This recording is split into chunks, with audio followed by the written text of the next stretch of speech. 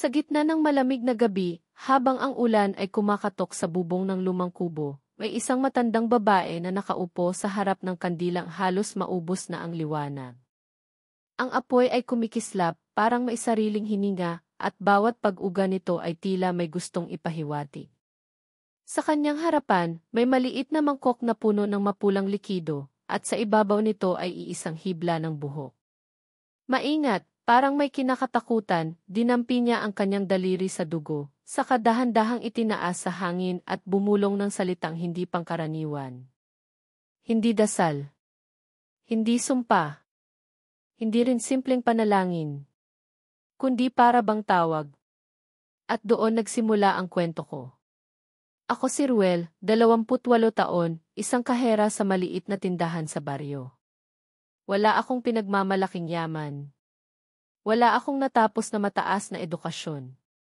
Lumaki ako sa hirap at sa pagkakaroon ng pagkukulang, hindi lang sa bulsa, kundi pati sa tingin ng ibang tao. Tinawag nila akong walang pangarap, tamad, walang ambisyon. Pero ang totoo, umiikot lang ang buhay ko sa iisang dahilan, ang mahal kong si Lina, ang babaeng nagpasaya sa akin kahit walang kahit ano sa mundo ang meron ako. At kahit minahal niya ako ng buong puso, hindi naman ganoon ang tingin sa akin ng nanay niya. Si Aling Teresa. Para siyang malamig na aninong laging nasa gilid. Sa tuwing pupunta ako sa bahay nila, hindi ako binabati, hindi kinakausap, pero lagi niya akong tinititigan. Isang tingin na parang sinusuri ang kaluluwa ko. Hindi galit. Hindi pangmamata. Kundi parang may inaangkin. Parang pinipili kong alin sa katawan ko ang dapat kunin at alin ang dapat itira. Noong una, iniisip ko, baka natural lang iyon sa mga biyenan. Siguro protective. Siguro ayaw lang niya akong pagkatiwalaan pa. Kaya pilit akong umiti, nagpakumbaba, nagmano, nagdala pa nga ako ng prutas minsan galing sa tindahan. Pero kahit isang kisalamat, wala. Hanggang sa isang gabi habang nasa hapag kami kumakain, napansin kong matagal siyang nakatitig sa akin, hindi kumikilos, at ang kanang kamay niya ay nakahawak sa ilalim ng mesa. Hindi ko alam kung bakit, pero ang pakiramdam ko, may hawak siyang kakaiba. Sa sobrang kaba, hindi ko maigalaw ang mga daliri ko. Gusto kong umalis, pero ayokong magmukhang bastos. Bigla siyang ngumiti. At hindi iyon ngumiti na may tuwa. Hindi ngiti na para bang nagbago ang tingin niya sa akin. Ang ngiting iyon ay parang isang palatandaan. Hindi ko alam kung bakit, pero ang ngiti niyang iyon ay mas malamig kaysa sa hamog. Mas masakit pa sa lihim na ayaw mong mapansin. At mula noon, ilang gabi akong hindi nakatulog. Mabuti na lang, may isang taong laging nasa tabi ko, si Jomar, ang kaibigan kong walang preno sa bibig. Siya ang tipong makulit, maingay at puro kalokohan. Pero siya rin ang pumupuno sa mga kakaibang araw ko. Lagi niya akong tinitulungan sa tindahan, at lagi niya akong binibigyan ng dahilan para tumawa kahit gusto kong umiyak o mag-isip ng masama sa sarili ko. Baka may tupak lang nanay ng misis mo, sabi niya, habang pinipisil ang balikat ko, tumatawa. Bigyan mo lang ng panahon. Baka eventually maging buddy kayo. Imagine mo, best friend mo biyenan mo. Ha? Umiti ako kahit hindi totoo. Kahit hindi talaga nakakatawa. Pero kailangan kong umiti para hindi niya makita ang takot ko. Para hindi niya mapansin ang bigat na nararamdaman ko kapag naiisip ko ang ngiti ni Aling Teresa. Isang gabi matapos magtrabaho, napadaan ako sa bahay nila. Tahimik ang paligid, pero may kakaibang amoy, hindi mabaho, hindi mabango, pero parang lumang karne na inilagay sa apoy at hindi natunaw. Napansin kong may bukas na bintana sa likod. Doon ko nakita si Aling Teresa na nakatalikod, may hawak na kandila. At sa mismong harapan niya, may lumang litrato, hindi malinaw, pero ang nakita ko roon ay ako. Nakaupo ako, nakatingin sa kamera, pero ang mga mata ko ay hindi akin. Parang tuyo. Parang hindi buhay. Napatras ako. Hindi ko alam kung umiwas ba ako dahil natakot ako sa litrato o natakot ako dahil parang may nakangiti sa likod ko sa larawan. Ilang minuto akong hindi nakagalaw. Tanging tunog lang ng apoy sa kandila ang naririnig ko. Sa liwanag nito, may aninong kumikilos sa mukha ni Aling Teresa. Hindi ko makita ng buo, pero alam kong may ginagawa siya sa litrato. May madalas siyang bulong, mabagal pero paulit-ulit. At nang bahagya siyang lumingon, hindi ko alam kung nakita niya ako o alam niya talagang nandoon ako mula pa noong simula. Tumakbo ako pauwi. Hindi ko alam kung bakit. Hindi ko alam kung kailangan ko bang matakot o magtaka. Pero pag-uwi ko, doon ko lang napansin na may maliit na papel na nakasuksok sa bulsa ko. Hindi ko alam kung paano napunta roon, pero nang buksan ko ito, ang nakasulat lang ay simpleng salita, sa iyo siya. Walang pangalan. Walang lagda. Walang paliwanag. Pero kanino ako ibinibigay? At sino ang nag-aangkin? Kung ikaw ang nasa kalagayan ko, makakatulog ka pa ba matapos mong makita iyon? Hindi ko maipaliwanag ang lamig na tumagos sa balat ko matapos kong mabasa ang papel na iyon. Ilang beses kong inikot sa daliri ko ang maliit na piraso ng papel, inamoy, tiningnan sa ilalim ng ilaw. Wala akong nakuha. Para lang siyang karaniwang sulat, pero ang bigat ng kahulugan ay parang kadenang nakakabit sa lig ko. Sa iyo siya. Paulit-ulit iyong umaalingaw sa isip ko. Parang may kasabay na tinig na hindi ko maririnig ng malinaw, pero ramdam ko may kahulugan. Kinabukasan, habang nag-aayos ako ng paninda sa tindahan, biglang tumigil si Jomar sa tabi ko, hawak ang bote ng soft drinks. Pre, mukhang puyat ka. Problemado ka na naman sa biyenan mo. Pilit siyang tumatawa pero halata ang pagkabitin sa tono. Hindi ko agad sinagot. Ayaw kong ikwento. Kahit gusto ko siyang kausap, may mga bagay na hindi ko kayang ilabas dahil parang kapag sinabi ko, mas lalong magkakatotoo. Tao lang ako pero bakit ganoon ang tingin nila sa akin? Parang hindi ako sapat. Parang hindi ako karapat-dapat. Kahit bago pa si Lina sa buhay ko, ganoon na ang tingin ng mundo. Habang nag-aayos ako ng paninda, naalala ko bigla si nanay. Ang mga gabi na nagpapaliwanag siya sa harap ng bintana, na parang may kinakausap na wala naman doon. Akala ko dati, naglalaro lang ang isip niya dahil sa pagod. Sabi nila may sakit daw sa pag-iisip. Sabi nila may kabaliwan sa dugo ng pamilya namin. Ngunit isang bagay ang palagi kong iniisip, kung bakit palagi niyang sinisindihan ang isang maliit na kahon na kahoy, may ukit ng araw at buntot ng isda. Sa loob nito, may basag na mutya, bilog pero may uka sa gitna, parang kalahating patak. Bago siya namatay, mahigpit niya iyong ipinilit ilagay sa aking bulsa. Ruel, huwag kang tatakbo kapag nakatingin sila. Hindi ko maintindihan noon. Lalo na nang makita kong kinukuha iyon ng mga kapitbahay, matapos siyang ibaba sa kabaong. Para bang may gusto silang angkinin mula sa pamilya namin. Hindi ba't mutya lang iyon? Ba't nila pinagtatalunan? Ngayon, mas ramdam ko ang bigat nito. Nasa aparador pa iyon, hindi ko pa rin ginagalaw. Hindi ko alam kung bakit. Takot. Paggalang. O dahil alam kong kahit basag ang mutya, buhay pa ang alaala at kaba na dala nito. Habang nakatulala ako sa pag-aayos, biglang pumasok sa tindahan ang isang matandang lalaki na hindi ko pamilyar. Basa ang kanyang damit, kulay itim ang damit na parang nalubog sa ilog. Mabantot ang amoy ng kanyang buhok, parang lupa na nababad sa tubig. Pero ang pinakamapapansin sa kanya ay ang mga mata, hindi puti at hindi itim. Bahagyang mapula, parang mga mata ng isda na nabubulok. Taga rito ka, mahinang tanong niya. Bakit ho, sagot ko, nangangapa kung dapat ba siyang paghandaan. Taga rito ka at taga kanila rin. Kumislot ang dila niya habang nagsalita, parang nahihirapan, parang hindi sanay magsalita sa lupa. Sino ho sila? Tanong ko, pero bigla niyang inalis ang tingin niya sa akin, parang lumayo dahil may bahong hindi niya nagustuhan. Hindi ko alam kung ako ang binanggit niya o ang lugar mismo ang ayaw niya. Bantayan mo ang hindi sa iyo kasi magugulat ka, ikaw pala ang nais nilang gawing kanila.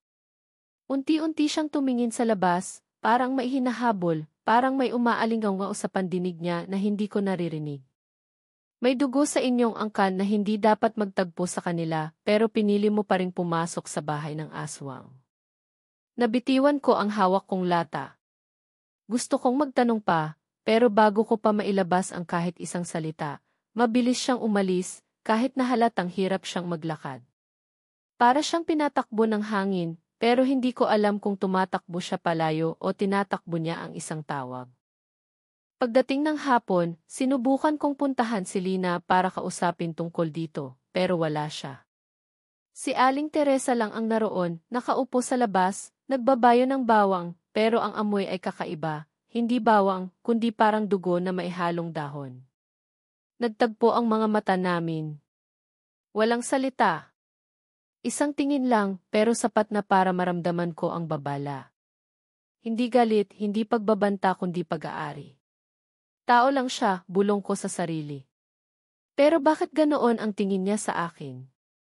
Hindi iyon tingin na may pagdududa o galit. Ang tingin niya ay parang may gusto siyang kunin sa loob ko.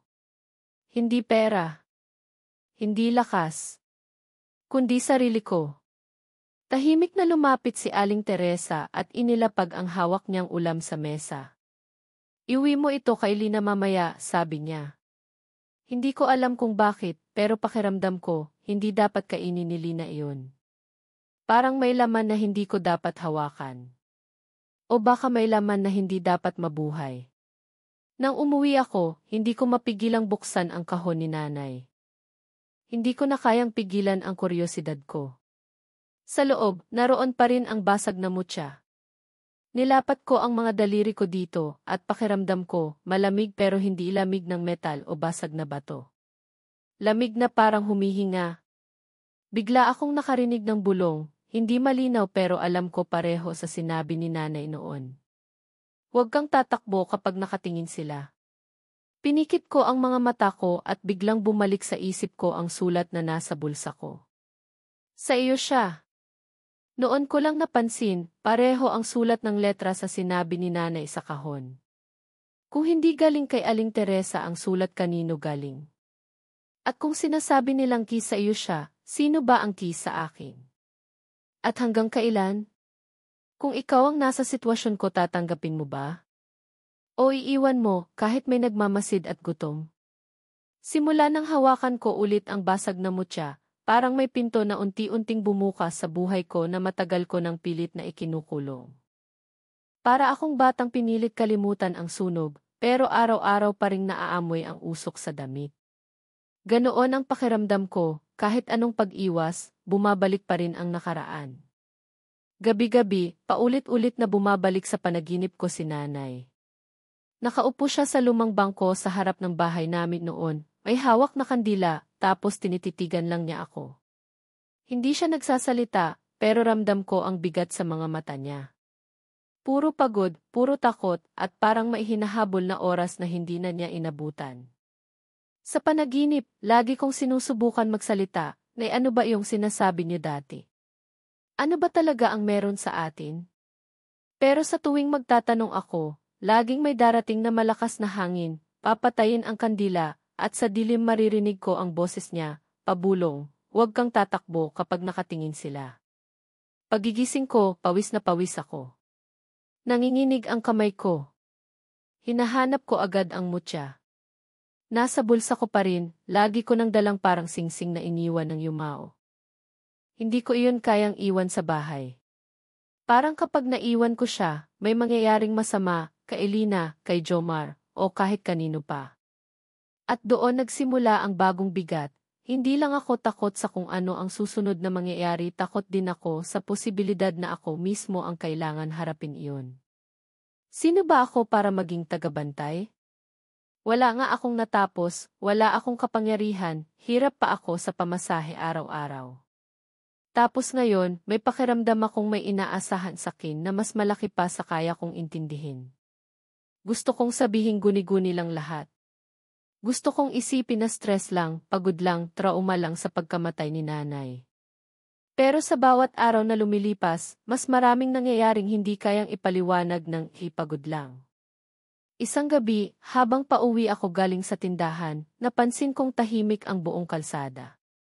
Walang tahol ng aso, walang kuliglig, wala kahit hangin. Pagdaan ko sa harap ng bahay ni Nalina, may naaninag akong anino sa bintana. Akala ko si Lina iyon. Kumaway ako, pa-joke pang sigaw, "Uy, asawa ko." Miss mo na ko. Pero hindi gumalaw ang anino. Nakapirmi lang. Tapos dahan-dahan, humaba ang leg. Higit sa dapat. Parang pinipilit umabot sa dilim kung nasaan ako. Napaatras ako, napabuntong hininga, at pinisil ng mahigpit ang mutya sa bulsa ko. Pagkurap ko, wala na ang anino. Ang pinto ay sarado, ang ilaw sa loob patay. Parang walang tao. Guni-guni lang, bulong ko sa sarili. Guni-guni lang, Ruel. Tao lang sila, pero habang sinasabi ko iyon, may ibang boses sa loob ng dibdib ko na sumasagot. Tao lang sila, pero bakit ganoon ang tingin nila sa iyo? Kinabukasan, hindi pumasok si Lina sa trabaho. Hindi sumasagot sa tawag ko. Nag-text si Jomar, "Pre, nakita mo si Lina?" Wala siya sa pwesto niya.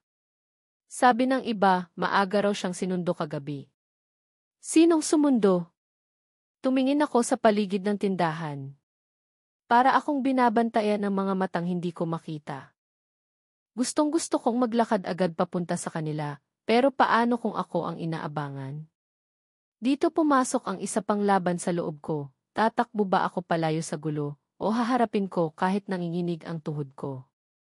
Kasi kung totoo ang sinabi ng matandang lalaki sa tindahan, na taga kanila rin ako, na may dugo sa angkan namin na hindi dapat magtagpo sa kanila, ibig sabihin, hindi na ito simpleng kwento ng biyenan at manugang. May pinag-ugatan. May utang. May kasundong hindi ko alam. Sa gitna ng lahat ng ito, bigla na namang nagpakita ang matandang lalaki. Umuulan noon, nagsasara na ako ng tindahan. Paglingon ko, nandoon na siya sa pinto, basang-basa, pero hindi man lang nanginginig sa lamig. Nasaan na ang mutya? Tanong niya, walang paligoy-ligoy. Napahawak ako sa bulsa ko.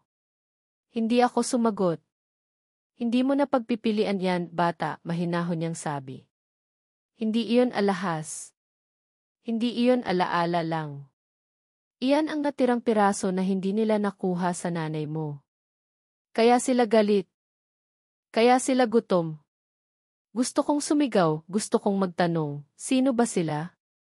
Ano bang meron kay nanay? Ano bang meron sa amin? Pero nanigas ang dila ko. Tinitigan ko lang siya. Siya rin, tinitigan lang ako. Walang salita, pero ramdam ko ang pahiwatig, may alam siya, matagal na. At matagal na niyang hinihintay ang ganitong pagkakataon. Sila ang kumain sa alaala ni nanay mo, dagdag niya sa wakas. Hindi siya basta nabaliw. Kinain ang isip niya, kinain ang panaginip niya, para lang hindi niya masabi sa iyo ang totoo.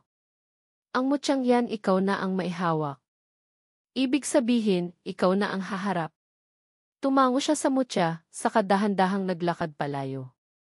Gusto ko siyang habulin, pero may kung anong pumigil. Hindi kamay, hindi pader. Parang mismong takot ko ang kumapit sa paa ko. Doon ko naramdaman ang isa pang klaseng guilt, kung noon ko lang sana pinakinggan si nanay, kung hindi ko sana siya pinagdudahan, baka hindi ako ganito kabulag ngayon. Baka mas naiintindihan ko sana kung bakit sa akin nila gustong sumunod ang dilim. Pag-uwi ko, madilim na sa buong paligid. Wala ring kuryente. Pagpasok ko sa bahay, tahimik. Ilaw lang ng cellphone ang baon ko, pero parang ayaw kong gumalaw sa loob. Binuksan ko ang flashlight api at doon ko lang napansin, nakabukas ang pinto ng aparador kung saan galing ang kahon ni nanay. Wala akong naaalalang binuksan ko iyon bago ako umalis. Dahan-dahan akong lumapit. Walang laman ang aparador, pero sa sahig may lumang sulat na hindi ko pa nakikita noon. Dilaw na papel, bahagyang basa. Kinuha ko, binuksan. Parehong uri ng sulat sa papel na nagsasabing sa iyo siya, pero ngayon mas mahaba. Hindi lahat ng kumakain ng laman halimaw. Minsan, may kumakain ng alaala para mabuhay. Kapag sinimulan na nila ulit, huwag kang tatakbo kapag nakatingin sila. Muling umalingaw ang linyang iyon sa utak ko. Paulit-ulit. Parang kampana. Parang tibok ng puso na nauuna sa akin. Buong gabi, hindi ako nakatulog. Sa tuwing papatayin ko ang ilaw sa cellphone, may nararamdaman akong presensya sa sulok ng kwarto. Hindi halimaw. Hindi multo.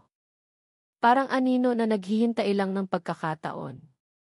Isang beses, nang mapikit ako sandali, bigla akong napunta sa panaginip na parang hindi panaginip. Nasa harap ako ng ilog. Madilim ang tubig, pero may kumikislap sa ilalim. Naroon ang mutya, buo, hindi basag. Pagtingin ko sa paligid, may mga mata sa ilalim ng tubig, pulang mapuputi, kagaya ng sa matandang lalaki. Tinititigan nila ako na parang inaakit akong lumapit. Sa kabilang pampang, nakatayo si Aling Teresa, tahimik, nakangiti. Sa tabi niya, si Lina, nakatalikod, parang tulog na naglalakad. May hawak siyang kandila, at sa kabila ng liwanag nito, hindi ko makita ang mukha niya. Sa iyo siya, bulong ng mga mata sa tubig. Sa amin siya, bulong ng aninong nasa likod ni Lina. Gusto kong sumigaw. Gusto kong tumakbo. Pero naalala ko ang boses ni nanay, huwag kang tatakbo kapag nakatingin sila. Kaya napako ako sa kinatatayuan ko. Doon ko lang napansin ang isa pang bagay, nakataas ang kamay ni Lina, at sa palad niya, may kaparehong mutya pero hindi basag. Buo. Malinis. At dumudugo ang mga mata niya kahit nakapikit. Nagising akong hingal na hingal, malamig ang pawis, nanginginig ang kamay. Nasa palad ko pa rin ang basag na mutya. At sa unang pagkakataon, hindi lang ako natakot sa mangyayari kay Lina, natakot ako sa posibilidad na baka ako mismo ang dahilan kung bakit siya nagiging pika nila. Kung ikaw ang nasa kalagayan ko, pipikit ka na lang ba at mag-aabang ng panibagong panaginip o babangon ka kahit nanginginig? Kahit hindi mo sigurado kung ikaw ba ang dapat maging pader sa pagitan ng taong mahal mo at ng mga gutom na hindi mo palubos na nakikita. Simula nang makita ko ang panaginip na iyon, naging iba na ang pakiramdam ng bawat umaga. Parang hindi na ako gumigising mula sa panaginip, parang lumalakad na lang ako sa isa pang antas ng bangungot. Kahit maliwanag ang araw, may aninong sumasabay sa bawat galaw ko. Kahit may ingay ng mga bata sa kalsada, may bumubulong pa rin sa likod ng tenga ko, mahina pero paulit-ulit, para bang walang katapusan. Sa iyo siya, minsan. Akala ko may tumatawag sa pangalan ko. Paglingon ko, wala naman. Minsan, naririnig kong may kumakaluskos sa ilalim ng kama. Kapag sinilip ko, wala naman pero may amoy, malamig, malansa, parang tubig ng ilog na hindi umaagos. Hindi lang ako ang nakakaramdam. Kahit ang mga hayop sa paligid nagbago ang kilos. Ang mga aso, tahol ng tahol kapag dumadaan ako. Ang mga pusa, napapaurong na parang may amoy ako na hindi nila matanggap. At isang gabi, may uwak na dumapo sa bubong namin. Hindi gumagalaw. Hindi lumilipad. Tinitigan lang ako ng matagal, parang nag-aabang kung kailan ako bibigay. Pagdating ko sa tindahan, biglang sumulpot si Jomar. Namumutla, nangangatal, may hawak na bote ng tubig na hindi niya iniinom. Pre, may kakaiba, bulong niya. Hindi na siya umiti tulad ng dati. Hindi rin siya nagbiro. Parang may bigat sa dibdib niya na hindi niya kayang ilabas. Si Lina nakita ko kanina, sabi niya, mahina ang boses. Pero hindi kanya hinahanap. Hindi kanya kinikilala. Parang wala ka. Tapos may kasabay siya, mukhang tao, pero hindi tao ang tingin niya. Napako ako sa kinatatayuan ko. Gusto kong tumakbo agad papunta kay Lina, pero naalala ko ang panaginip. Ang mutya sa kamay niya. Ang pagdurugo ng mata niya. Baka hindi ako ang dapat lumapit. Baka ako ang dahilan kaya siya sinusundan. Baka ako ang dapat takbuhan. Hinawakan ko ang basag na mutya sa bulsa. Pakiramdam ko, habang tumatagal, mas lumalamig, mas bumibigat, parang hindi na bato, parang laman. Parang may puso. Tapon mo na yan, pre, bulong ni Jomar, nanginginig. Kung iyan ang dahilan, alisin mo na. Baka hindi pa huli. Pero hindi ko maalis ang kamay ko sa mutya. Para bang kumakapit ito sa palad ko. Para bang kung alisin ko, may mawawala sa akin na hindi ko pwedeng pakawalan. Hindi ko alam kung proteksyon ba ito, o isa itong pisi na humihila sa akin palapit sa kanila. Pati si Jomar na patingin sa bulsa ko, halatang gusto niyang alisin, pero takot siyang hawakan. Hindi mo naiintindihan, bulong ko, halos hindi ko namamalayan. Hindi ako ang pumili nito. Nakita ko sa mga mata niya ang tanong. Pero hindi ko masagot. Dahil kahit ako, hindi ko alam kung sino ang pumili. Ako ba, si nanay o ang mga nilalang na pilit kumukuha ng alaala namin? Nang gabing iyon, umuulan ng malakas. Sa bawat bagsak ng patak sa bubong, nararamdaman ko ang paglapit nila. Hindi ko sila nakikita, pero alam kong gising sila.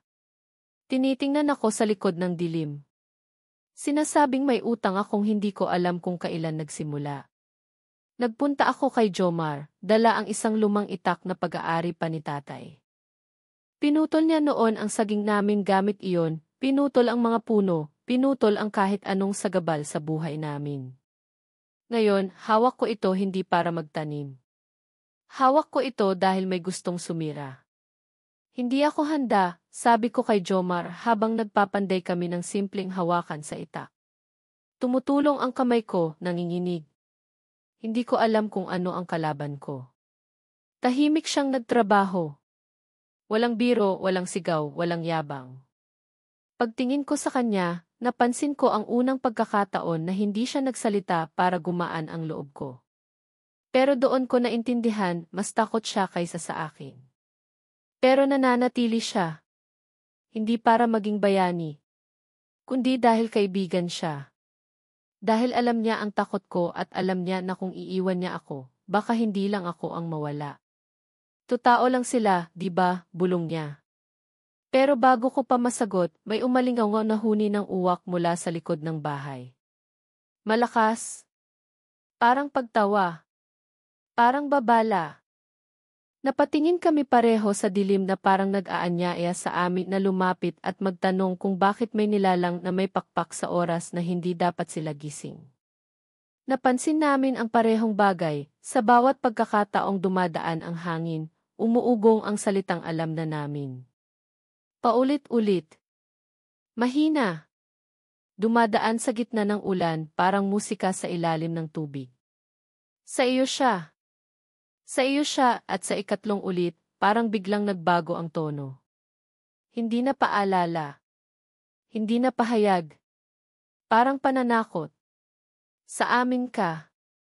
Halos mabitawan ko ang itak. Napaatras si Jomar, sumubsob sa dingding, nanginginig. Pre, kung sila ang humihingi, anong gagawin mo? Hindi tanong na tungkol sa pag-ibig. Hindi kahit tanong ng takot. Tanong iyon ng sakripisyo. Kung ako ang kailangan nilang kunin o kung ako ang kailangan nilang gamitin para makuha si Lina. Papayag ba ako? Sa gitna ng tanong na iyon, nabaling ang tingin ko sa mutya. Parang tumitibok. Parang sinasabing hindi ko pwedeng takbuhan ang mundong kinasangkutan ko. Hindi ko alam kung kalaban nila ang mutya o kakampi nila. Basta ang sigurado ko, hindi ito bagay na dapat itapon. Habang humahampas ang ulan at umiiyak ang hangin, napansin naming pareho ang isang bagay na hindi naming inaasam makita. Sa labas ng bintana, kahit wala kaming ilaw, may mata na lumulutang sa dilim, mapula, maputi, hindi kumukurap. Isa lang sa una. Pero unti-unti may kasunod. 2, 3, 4. Hindi sila tao. Hindi rin hayop. Mga matang naghihintay na parang wala ng bukas. Hindi pa sila lumalapit. Pero alam kong papalapit na. Hindi para manakot. Hindi para magparamdam lang. Para kumuha. Para bawiin kung anumang bagay ang sabi nila ay hindi dapat mapunta sa atin. At sa unang pagkakataon hindi ako ang unang pumikit. Si Jomar. At mula sa labi niya, mahina niyang bulong ang tanong na hindi ko alam kung kaya ko pang sagutin. Kung ikaw ang kailangan niyang isakripisyo, papayag ka ba? Sa labas, nananatili ang mga mata. Hindi kumukurap. Hindi umaalis. Hindi rin sila nagmamadali. Para bang sigurado silang may babagsak bago mag-umaga. Hindi pa sumisikat ang araw, pero ramdam ko na ang pagod ng isang buong araw ng pakikipaglaban, kahit wala pa kaming sinisimulang laban. Palakas ng palakas ang ulan, parang nais takpan ang bawat sigaw o ingay na posibleng mangyari. Sa labas ng bintana, nananatili ang mga matang nakalutang sa dilim. Hindi sila umaatras. Hindi rin sumusugod. Para silang naghihintay ng pahina. Parang alam nilang may mangyayari sa loob ng bahay bago sila pumasok. Ako, si Jomar, at ang basag na mutya, iyon ang tanging sandata na meron kami. Pero ngayong tumitibok na ito sa kamay ko, hindi ko na alam kung proteksyon ba ito o paalala na hindi kami makakatakas. Pre, naaalala mo ba lahat ng nangyari sa nanay mo bago siya? Hindi natapos ni Jomar ang sasabihin. Hindi dahil ayaw niyang ituloy, kundi dahil hindi niya kayang sabihin ang mismong salitang imamatay. Para bang may multo sa loob ng salitang iyon. Hindi, sagot ko, halos pabulong. Hindi ko na inalala noon. Kasi hindi ko akalaing may mas malalim pa pala kaysa sakit. Tahimik. Pero may bigat na tila humahampas kaysa bagyo. Hindi ko na kaya. Kailangan kong puntahan si Lina. Kailangan kong malaman kung ligtas siya. Kailangan kong malaman kung bakit parang ibang tao na siya. Buhay pa ba siya? O may naghahati sa kaluluwa niya? Paglabas namin ni Jomar, naglakad kami sa gitna ng ulan.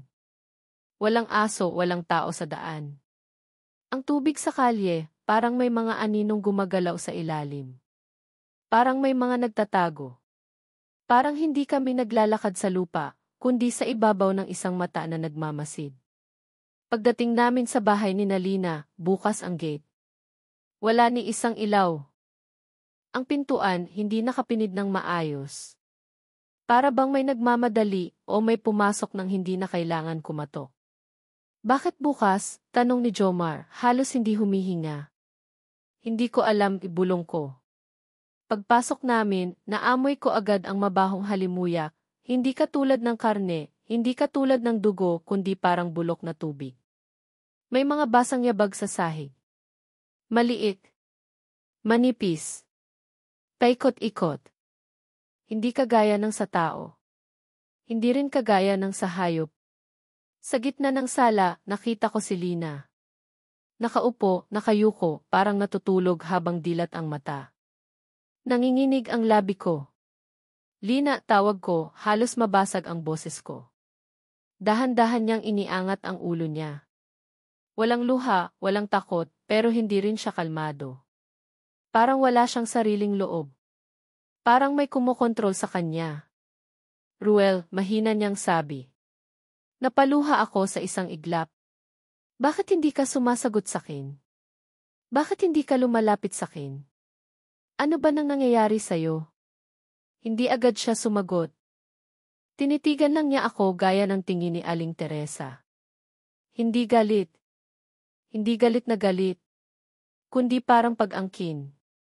Parang narinig ko na ang titig na iyon saan kay nanay. Noong hindi na niya ako kilala bago siya mamatay. May sinabi ba sila sa'yo? Tanong ko, nanginginig. Tumango si Lina. Pero hindi ikaw ang dapat sumagot. Napakunot ang noo ko. Ano nang ibig mong sabihin? Bigla siyang tumingin sa likod ko. Dahan-dahan akong lumingon. Nandoon si Aling Teresa, basang-basa, pero ngumingiwi na parang hindi apektado ng ulan, lamig o dilim. Parang hindi siya basa ng tubig kundi basa ng ibang bagay. Hindi ka ba talaga nagtatanong, Ruel? Tanong niya, kalmado. Hindi mo ba talaga iniisip kung bakit napili si Lina? Ano nang ibig niyo sabihin? Lumapit siya. Walang yabag. Walang tunog. Parang may madulas na paa. Hindi siya ang dapat nilang kunin. Nanlaki ang mata ko. Ano? Hindi si Lina ang pinili nila. Ngumiti siya. Ikaw. Para akong nabingi. Hindi ako huminga. Hindi ako nakagalaw. Gusto kong sumigaw pero walang boses na lumalabas. Bakit? Bulong ko. Halos walang tunog. Dahil may kapalit ang pagligtas sa nanay mo noon, sagot niya. May ipinangako ang angkan niyo. Bago ka ipinanganak. Napailing ako. Hindi pwede hindi namin kayang mangako. Wala kaming alam. Hindi ikaw ang nangako. Humakbang si Aling Teresa. Mas malapit. Mas mabigat ang hangin. Sino ang nagsabi sa'yo, Ruel, na basta na lang nabaliw ang nanay mo? Natigil ang paghinga ko. Parang inangat ang buong bigat ng katawan ko. Nanay mo mismo ang pumili, bulong niya. Para hindi ka kunin noong una. Pero ang bayad niya unti-unti nilang kinain. Alaala. Utak. Pagkatao. Nagbalik sa utak ko ang paulit-ulit na bulong ni nanay sa bawat panaginip, huwag kang tatakbo kapag nakatingin sila. Hindi pala upang iligtas ang sarili ko. Kundi para hindi ko maibigay sa kanila ang natitirang lakas. Para hindi ko gawin ang isang maling hakbang at muli nilang makuha ang dapat bayaran, ako. Napaluhod ako. Hindi ko na alam kung luha o ulan ang tumutulo sa mukha ko. Bakit ngayon niyo lang sinabi, sigaw ko. Galit, sakit, kawalan. Bakit ninyo hinayaan na mawalan ako ng nanay nang walang alam? Dahil hindi pa oras, sagot niya. At dahil ngayon lamang nagsimulang mabuo ang mutya. Bigla niyang tiningnan ang bulsa ko. Nang hawakan ko ang mutya, hindi na ito malamig. Mainit na. Parang nag-aapoy. At ngayong malapit ang mukha ko rito, nakita ko na hindi na ito basag. Unti-unti itong nagiging buo. Parang nagbabalik. At sa pagbalik nito, may natitirang dugo sa gilid. Dugo na hindi ko alam kung sa akin o sa nanay ko. Huwag kang tatakbo kapag nakatingin sila. Mas malalim. Mas mabigat. Mas totoo. Lumingon ako kay Lina. Tinitigan niya ako. Hindi galit. Hindi natatakot. Parang nanghihingi ng tawad. Ruel, nanginginig ang boses niya. Kung ikaw ang kailangan nilang kunin para matapos na papayag ka ba? Hindi ko siya nasagot. Dahil sa sandaling iyon, may malamig na kamay na humawak sa balikat ko mula sa likod. At walang katawang nakadikit doon. Just fingers. At isang boses. Sa amin ka. Yung malamig na kamay na humawak sa balikat ko, wala itong balat. Wala itong anyo. Para lang siyang pilit na hinuhugot mula sa hangin, pero mabigat, parang mailaman kahit hindi nakikita. Hindi ko na malaman kung tubig ba ito, o dugo, o wala lang talaga itong hugis. Tumagos ang lamig niya hanggang buto ko. Hindi ako makakilos. Hindi ako makahinga. Sa amin ka, bulong ng boses na hindi ko masabi kung galing sa harap, sa likod, o sa loob ng tenga ko mismo. Ngunit ang pinakamalupit parang galing ito sa isang taong kilala ko. Parang boses na minsan nang umiyak sa tabi ko noong bata ako. Boses na hindi ko dapat marinig ulit. Boses ni nanay. Napabitaw ako sa mutya sa sobrang pagkabigla. Nalaglag ito sa sahig, tumama ng napakalakas, pero hindi nabasag. Sa halip, lalo itong nagliwanag, parang nagpupondo ng init mula sa sahig. Humikab ang paligid ng sala. Ang ilaw mula sa mutya ay hindi gaya ng kandila. Hindi malambot. Hindi payapa. Apoy itong nangangagat, parang pag-iyak ng taong galit na galit. Lumapit si Aling Teresa, hindi para tulungan ako, kundi para panoorin. Para bang may inaantay siyang pinal na eksena sa buhay ko. Si Lina naman, nakatingin lang. Walang luha, walang reaksyon, pero nanginginig ang baba niya, parang may gustong tumakas mula sa loob niya. Ruel, tawag niya, halos maputol ang boses. Huwag mong iasa sa akin. Para akong pinagsakluban ng bagyo. Hindi ko alam kung ano ang mas masakit, ang takot, o ang katotohanang wala akong pwedeng sandalan kahit ang taong pinakamahal ko. Pero naalala ko ang sinabi ko noon sa sarili ko, kahit mahirap ako, kahit wala akong kayamanan, may isa lang akong kaya ibigay, ako. Kung may kailangang lumaban para sa kanila, ako na lang. Sinubukan kong magsalita pero lumabas lang ang panginginig ng boses ko. Kung ako ang may utang, ako na lang ang babayaran. Huwag si Lina. Sa sandaling iyon, tumawa ang boses sa likod ko. Hindi buo, hindi malakas. Parang sinakal na tawa. Parang may dugo sa lalamunan nito. Hindi ganyan ang usapan, sabi niya. May kailangang magbayad. Pero hindi pwedeng ibigay ng may kusang loob. Napasigaw si Jomar, saka tumalon sa likod ko para ihampas ang itak sa kung anuman ang nakahawak sa akin. Hindi niya ito nakikita, pero hinampas niya ang hangin na parang mailaman. At nang tamaan niya, biglang sumirit ang malamig na hangin, parang nasugatan ang wala. Sa isang kisap mata, lumabas ang mga mata sa dingding, sa kisame, sa sahig. Mapupula, basang-basang tingin, parang galing sa ilalim ng tubig. 1, 2, 5, 10. Lahat nakatitig sa amin. Gusto kong sigawan si Jomar na tumakbo. Pero bago ko pa masabi, may 2 kamay na lumitaw sa likod niya, mga kamay na kulay abo, nangingitim, parang laman na niluto at ibinalik. Hinatak siya bigla sa dilim. Sigaw niya, Ruel.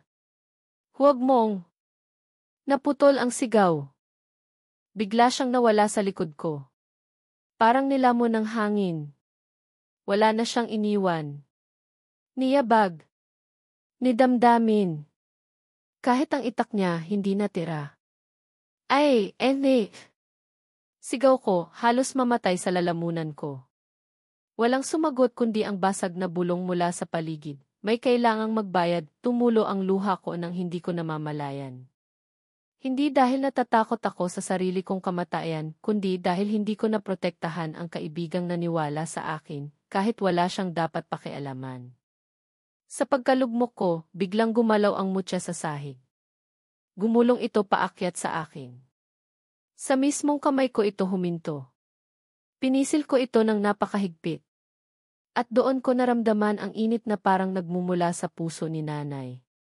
Init na hindi apoy. Init na parang yakap. Parang huling proteksyon. Dahan-dahan tumingin ako sa paligid. Lahat sila nakatingin sa akin. Mga matang gutom. Mga matang nagmamay-ari. Mga matang naghihintay ng pagtakbo. At kahit nanginginig, kahit halos mawalan na ako ng boses, naalala ko ang utos ni nanay, noon pa man, paulit-ulit sa panaginip, huwag kang tatakbo kapag nakatingin sila. Sa isang iglap, sumigaw ako, hindi para magpakalakas, kundi para ibigay ang lahat ng takot na nilamon ko ng taon-taon. Hindi gay tatakbo. Sa pagsigaw na iyon, pumutok ang mutya sa kamay ko. Hindi sa basag na basag kundi sa pagbubukas. Parang itlog. At sa loob nito, may tumilamsik na pulang liwanag. Hindi dugo. Hindi apoy. Para itong tubig na may buhay. Tumama sa mga mata sa dingding, sa kisam, sa dilim. Biglang nagliyab ang buong paligid, pero walang apoy. Parang nagiging putik ang mga mata. Parang natutunaw sila. Parang nalulunod. Isang boses na pamilyar ang sumigaw mula sa loob ng mutya, sa iyo dapat. Sa iyo babawiin. Hindi ko na alam kung boses pa ba iyon ni nanay o ng nilalang na nais akong kuhanin. Lumapit si Lina, hawak ang braso ko, umiiyak pero walang luha. Ruel, pabulong niya, nanginginig. Hindi ikaw ang pinipili nila ngayon. Napatingin ako sa kanya. Sa unang pagkakataon, hindi ako nagtanong. Tinitigan ko lang siya at doon ko nakita ang pinakamasakit na katotohanan. Hindi ako ang kinukuha nila. Si Lina ang naging kapalit. Bago pa ako makahakbang, may punit na tunog mula sa likod niya. Parang hinihiwa ang hangin. Parang may punit sa balat ng mundo. Hindi dugo ang unang lumabas, kundi tubig, itim, malansa, galing sa loob ng katawan niya. At sa gitna ng iyak niya, isa lang ang nasabi niya, mata sa mata, habang umaagos ang itim na tubig mula sa bibig niya. Bakit hindi ka tumatakbo? Hindi ko na nasagot. Dahil bago pa ako makahawak sa kanya, hinila siya ng mga kamay mula sa loob ng dilim. At ngayong wala na siya, wala na si nanay, wala na si Jomar, wala na rin ang mutya sa kamay ko. Pero nasa sahig ang isang bagong bagay. Isang mata. At tumitig ito sa akin, kumurap at bulong nito, ikaw ang susunod. Pagkatapos nilang kunin si Lina, hindi ko na maalala kung paano ako nakalabas ng bahay na iyon. Parang lahat ng tunog ay naghalo, iyak, bulong, ulan, at ang tunog ng sariling puso ko na parang gustong kumawala sa dibdib. May mga sandali na sigurado akong doon na rin matatapos ang buhay ko, sa mismong sahig kung saan siya nawala, pero nang magkamalay ako nasa labas na ako, nakaluhod sa putik, basang-basa, nanginginig. Tahimik na ang paligid. Wala nang mga matang nakalutang sa dilim. Wala na ring boses. Kahit ang ulan, unti-unti nang humina, parang napagod din sa panonood. Sa loob ng bahay, hindi ko alam kung may naiwan pang buhay o alaala na lang lahat. Pinilit kong bumalik, pero sa bawat hakbang ko pabalik sa loob, parang may bigat na humaharang. Hindi kamay. Hindi multo. Kundi alaala. Alaala ni Lina na nakangiti noon, humahawak sa kamay ko sa gitna ng palengke. Alaala ni Jomar na nagyayabang na kaya niyang protektahan ako kahit wala siya sa hulog. Alaala ni nanay na paulit-ulit na sinasabi ang iisang linya na ngayon ko lang tunay na naunawaan. Huwag kang tatakbo kapag nakatingin sila. Akala ko dati, utos iyon para maging matapang ako. Ngayon, alam kong hindi.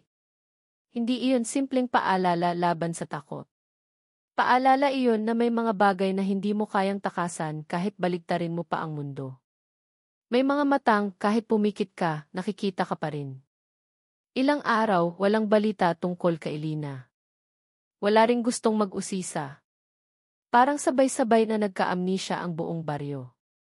Sabi nila, lumuwas daw ng Maynila. Sabi ng iba, naglayas. May tsismis pang sumama siya sa iba. Pero sa tuwing maririnig ko iyon, parang sinasampal ako ng katotohanan. Mas madali sa kanila ang gumawa ng kwento, kaysa tanggapin na may mas madilim na nangyari. Si Jomar, mas madaling ipaliwanag ang pagkawala, umalis daw kasama ng pinsan niya papuntang ibang probinsya. Ganun lang. Isang simpleng alibi, isang maikling pangungusap tapos na. Wala nang magtatanong. Wala nang maghahanap. Para bang ganun kabilis palitan ang presensya ng ibang tao. Isang araw na riyan, kinabukasan, kwento na lang. Ako lang ang naiwan na alam ang hindi nila kayang tanggapin. Bumalik ako sa tindahan pagkalipas ng ilang araw. Hindi dahil handa na ako, kundi dahil kailangan kong mabuhay. Kailangan kong kumain. Kailangan kong magpatuloy kahit pakiramdam ko, may kalahati na sakin ang naiwang nakaluhod sa putik sa harap ng bahay ni Lina. Tahimik ang tindahan. Ang mga istante, pareho pa rin. Ang upuan ni Jomar, nandoon pa rin sa gilid. Minsan, napapatingin ako doon at inaasahang bigla siyang papasok na may bitbit na soft drinks at walang kwentang biro. Pero wala na. Ang tanging naiwan lang sa mesa kung saan siya madalas nakaupo ay isang maliit na papel, basang sulok, tuyong gitna. Dinampot ko iyon. Akala ko resibo lang. Pero nang buksan ko, para akong binuhusan ng malamig na tubig. Huwag kang tatakbo kapag nakatingin sila. Hindi dahil hindi ka pwedeng tumakbo kundi dahil may umaasa na pipiliin mong lumaban. Sulit na sulit ang sakit sa bawat salita. Hindi sulat kamay ni nanay. Hindi rin kay Lina. Nakilala ko agad ang sulat kay Jomar. Hindi ko alam kung kailan niya isinulat iyon. Bago mangyari ang lahat. Matagal na ba niyang alam na may mas malalim na nangyayari? Tinatawanan lang ba niya habang unti-unting lumulubog sa bangungot na to? Pinisil ko ang papel, parang kaya kong ibalik si Jomar sa isang hininga. Hindi ko kaya. Pero sa halip na galit, may unti-unting sumisingit na pakiramdam, hindi pa rin kapayapaan, pero parang simula ng paghinga. Nang gabing iyon, pag-uwi ko sa maliit kong bahay, muling bumalik sa isip ko ang mata sa sahig. Akala ko noong una, na wala na iyon kasama ng mutya, kasama ni Lina. Pero nang buksan ko ang pinto ng kwarto ko, may kakaibang liwanag sa ilalim ng kama. Hindi maliwanag, hindi malakas, parang nag-aalab na butil. Lumuhod ako, dahan-dahang sumilip. Nandoon ang isang maliit na bagay. Hindi na ito mukhang mata. Hindi na rin mutya. Parang pinagsamang dalawa, bilog na parang bato, pero mailinya sa gitna na parang pumikit na mata. Hindi na ito pula. Maputi na, may bahid ng abo, parang napagod na sa kakatingin. Dinampot ko ito. Nang hawakan ko, hindi ito malamig, hindi mainit. Parang sakto lang. Parang humihinga. At sa unang pagkakataon, wala akong narinig na bulong. Walang gis sa iyo siya. Walang gis sa amin ka. Tahimik lang. Pero alam kong hindi ito simpleng bato. Hindi na rin ito mutya ng nanay ko. Parang pinaghalong alaala, utang, at sakripisyong hindi ko na maibabalik. Inilagay ko ito sa bulsa, sa parehong bulsang nilalagyan ko noon ng basag na mutya. At sa araw-araw na lilipas, lagi ko na rin itong dala, hindi na bilang takot, kundi bilang paalala. Paalala na may mga buhay na nawala para lang makahinga pa ako ngayon. Minsan, habang nagbabantay ako sa tindahan, may mga sandali na biglang sasakit ang ulo ko. Pumikit lang ako sandali, pero sa likod ng talukap ko, makikita ko ang ilog sa panaginip. Ang mga matang lumulutang sa tubig. Si Lina, nakatalikod, may hawak na kandila. Si Jomar, nakatawa, pero may luha sa gilid ng mata. Si Nanay, nakaupo sa lumang bangko, tahimik lang na nakatingin. At sa halip na matakot, natutunan kong tumingin pabalik. Ngayon, kapag naririnig ko sa hangin ang pamilyar na bulong na matagal akong sinundan, iba na ang dating sa akin. Huwag kang tatakbo kapag nakatingin sila. Dati, utos iyon. Ngayon, paalala. Ngayon, tanong. Ngayon, hamon. Hindi ibig sabihin na hindi na ako natatakot. Gabi-gabi, may mga pagkakataon pa rin na nararamdaman kong may nakatayo sa sulok ng kwarto ko. Hindi ko na tinitingnan. Hindi ko na rin pinagtatakpan ng dasal. Inaamin ko na lang sa sarili ko, natatakot pa rin ako. May nawala sa akin na hindi na maibabalik. Pero sa halip na tumakbo, humihinga ako ng mas malalim at hinahawakan ang batong mata sa bulsa ko. Pinapaalalahanan ang sarili, may mga lumaban para sa akin. Dahil doon, natuto rin akong bumalik sa mga taong naiwan. Paminsan-minsan, dinadalaw ko ang lumang bahay kung saan ako lumaki kasama si nanay. Sarado na, bulok na ang bubong, pero sa tuwing maupo ako sa dating pwesto niya sa harap ng bintana, parang naririnig ko ang mahinang tawa niya. Hindi na baliw. Hindi na sira. Nanay lang pagod pero hindi nagkulang. Salamat, mahina kong sinasabi kahit alam kong walang sasagot. Pasensya na kung ngayon ko lang naintindihan. Hindi na bumabalik ang mga matang nakapaligid noon sa amin. Hindi na rin nagpakita si Aling Teresa sa akin mula noon. May balitang nagkasakit daw siya, may nagsabing umalis na siya sa baryo. Walang sigurado. Pero sa tuwing dadaan ako sa dati nilang bahay, pakiramdam ko, may bakas pa rin ng mga matang minsan nang tumingin sa kaluluwa ko na parang pag-aari. Siguro iyon ang totoo sa ganitong klaseng sumpa, hindi mo nakikitang umalis. Hindi mo rin nakikitang dumadating. Nasa pagitan lang siya ng bawat gabi at bawat alaala. Nasa pagitan ng tapos na at baka babalik pa. Sa huli, may natutunan akong hindi ko tinanggap noong una, hindi lahat ng nakakatakot, kailangan mong labanan sa sigaw. Minsan, sapat na natumingin ka pabalik, umamin na nasaktan ka, at piliing huwag itago ang kwento. Dahil sa oras na itago mo ito, doon sila mas lumalakas. Ngayon, kung may magtatanong kung tapos na ba ang sumpa, hindi ko kayang magsinungaling. Mas tahimik na ang gabi. Nakakatulog na ako kahit may konting kaba. May mga araw na kaya ko nang umiti ng hindi pilit. Pero sa tuwing hahawakan ko ang maliit na batong parang matang nakapikit, at mararamdaman ko ang mahina pero buhay na pintig sa loob nito. Hindi ko maiwasang magtanong sa sarili ko, tapos na ba talaga ang sumpa? O baka nagsisimula pa lang?